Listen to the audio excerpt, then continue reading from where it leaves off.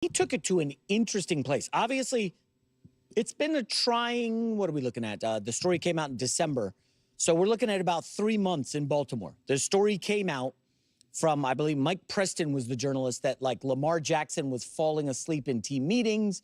He was up late night playing video games. He's basically an overgrown kid. There were his own rules, basically, that he had around the organization. And Baltimore didn't exactly push back on this. It wasn't like this is fantastical or whatever people are saying now about politics. But there were a lot of, oh, that's interesting. I can see that. Even apparently John Harbaugh was wearing thin of his act. Lamar had just been so not there and not locked in that it was like, is he taking this seriously? Like, what's going on? And he would show up at minicamp and then dip after a day. And it just, remember, he would miss a bunch of practices, and people were like, why is he just missing a Wednesday practice? And there really was no explanation. Albert Breer tried to connect a lot of the dots yesterday. Take a listen. If you look at Lamar's history, the years he's missed games due to injury have been the ones where he was in a contract dispute. And you look at it, 18, 19, 20, great start to his career. 21, he's first eligible for a contract, doesn't get one, misses games. 22, contract issue lingers, misses games. And then last year, they talked about extending him before last year. Last year, he winds up missing games. So, you know, I do think that there's that part of it, and I think it's complicated. This is all complicated by his play style. You know, are the Ravens all in with him? Are the Ravens gonna see this through with him? And I think Rachel had the stat, he's been hit more than any other quarterback in recent years. I mean, he's just taken a pounding. Here's where it gets interesting.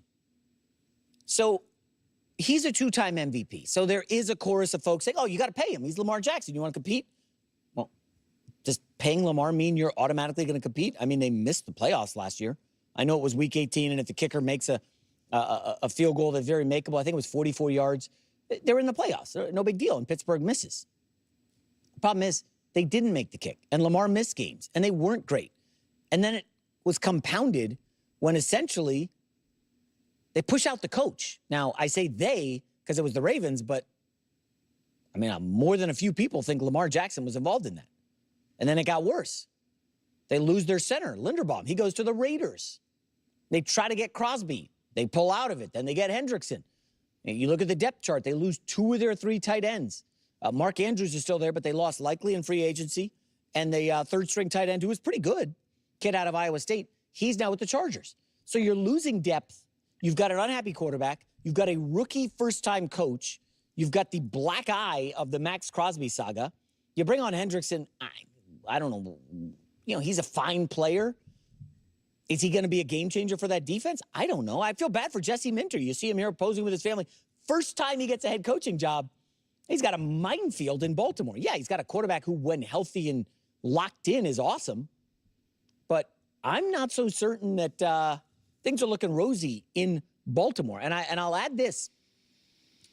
What happens if Lamar says, guys, if you don't give me what I want, well, I'm not signing for anything less? Then it becomes a real ugly power struggle. When you give a quarterback this much power, things don't always work out that great. All right. Let's get into this. The idea that the Ravens are fully committed to Lamar Jackson? Yes. Absolutely. Because if they weren't, they wouldn't have moved on from John Harbaugh. That's the obvious answer right there. We don't even need to get into how great Lamar Jackson is or anything like that. We don't have to evaluate his talent, his uniqueness, his accomplishments, any of it. Just look at what the organization actually did. They fired their longtime head coach, a guy who is clearly well respected around the league, a coach they won a Super Bowl with. If they were sitting there thinking, you know what? Lamar Jackson is actually part of the problem here, why would they fire Harbaugh? If this front office wasn't all in on Lamar, then Harbaugh and the organization would be aligned in saying, Lamar's the issue. They'd both know it. So then why would they turn around and say, yeah, we know it's Lamar, but sorry, Harbaugh, you're out? That doesn't add up. I'm struggling to connect those dots. Now, what kind of contract is Lamar expecting versus what the Ravens want to give? That's the real interesting part. There was a stretch where it felt like all these quarterback contracts were becoming nearly identical. It was always 4 years, $60 million a year, 55, 56, 58. It all seemed pretty generic. But now it feels like the deals are a little different, a little messier, a little more varied. You look at what Josh Allen signed, what Brock Purdy signed. The contracts now have more nuance, which I actually like because it makes things less cookie-cutter. You're left wondering, what kind of structure are they trying to work out right now? But here's what I think, you're all but guaranteed to have Lamar Jackson as your quarterback for the next 3 years. I've said this repeatedly, sorry if it's annoying, but I truly believe that for Josh Allen, Lamar Jackson, and Patrick Mahomes, the most we can reasonably expect from them at this elite, peak level is a 3-year window. Anything beyond that is absolute gravy.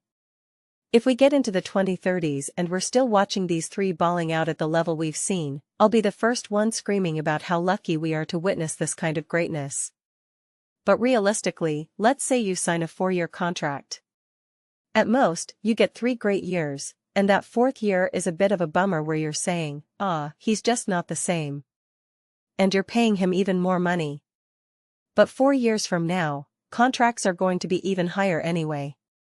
That's when the Caleb Williamses of the world are taking over the NFL.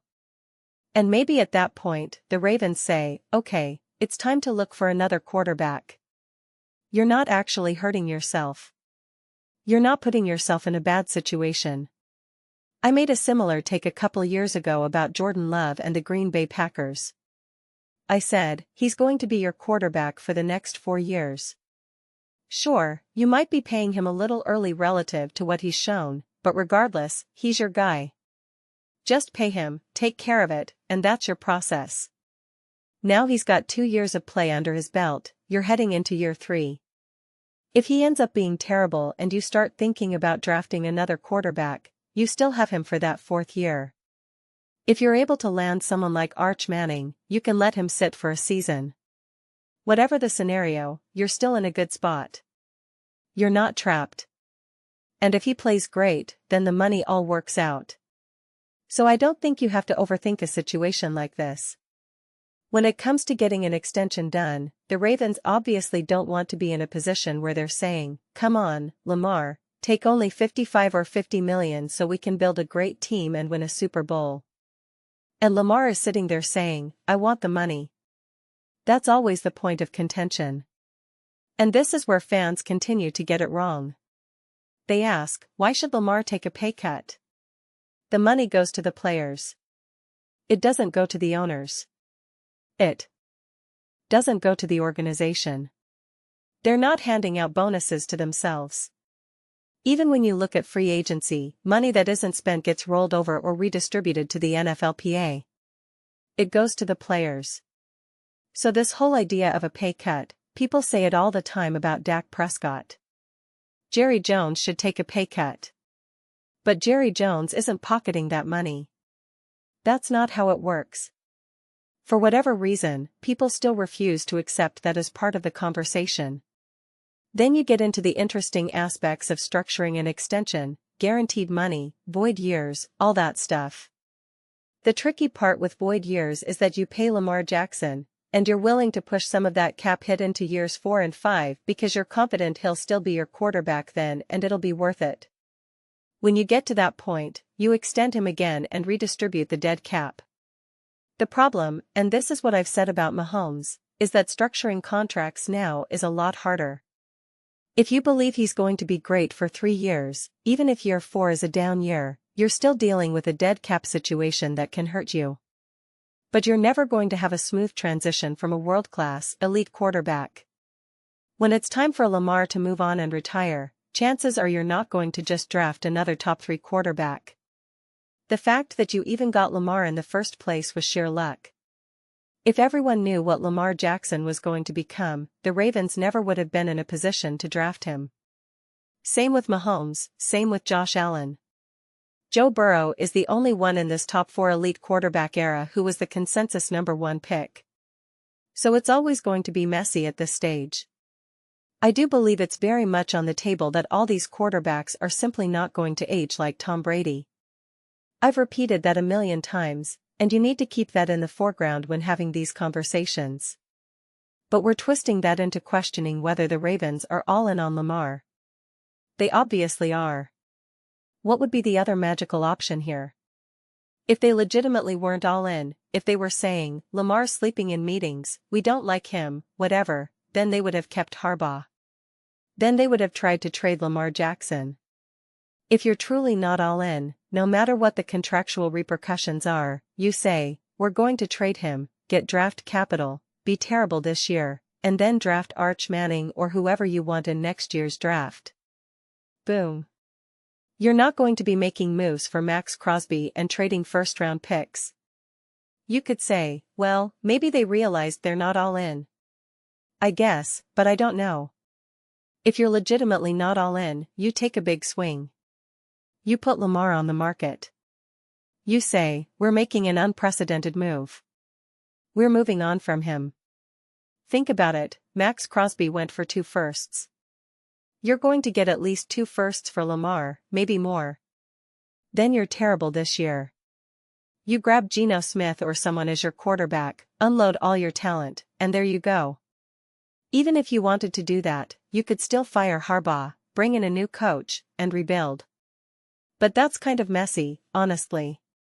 And at that point, if you're taking that big of a swing, wouldn't you rather do it with the guy who's been your head coach for ages, who you know can keep the ship organized and understands what you're doing? It would be a meeting of the minds. So I don't know. I find conversations like this pretty funny. To question whether the Ravens are all in on Lamar, do they want a strategic contract? Of course they do. So do the Chiefs with Patrick Mahomes. So do the Bills with Josh Allen. This isn't unique to Lamar. But the way it's being phrased, the way it's being constructed, I know a lot of people took issue with the reporting about Lamar sleeping in meetings, being an overgrown kid, whatever. Ravens fans, Lamar fans, were really upset about that.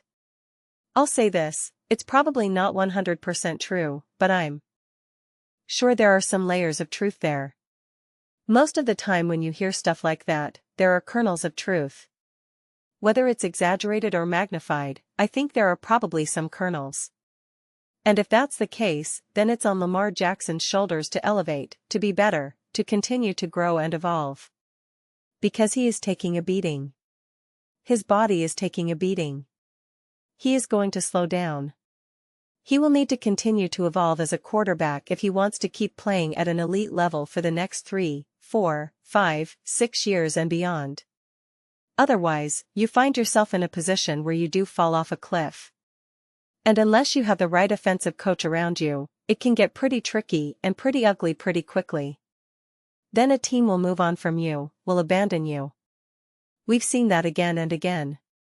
Personally, I don't think Lamar, Josh Allen, Patrick Mahomes, etc., are magically immune to that just because they've been so elite and special.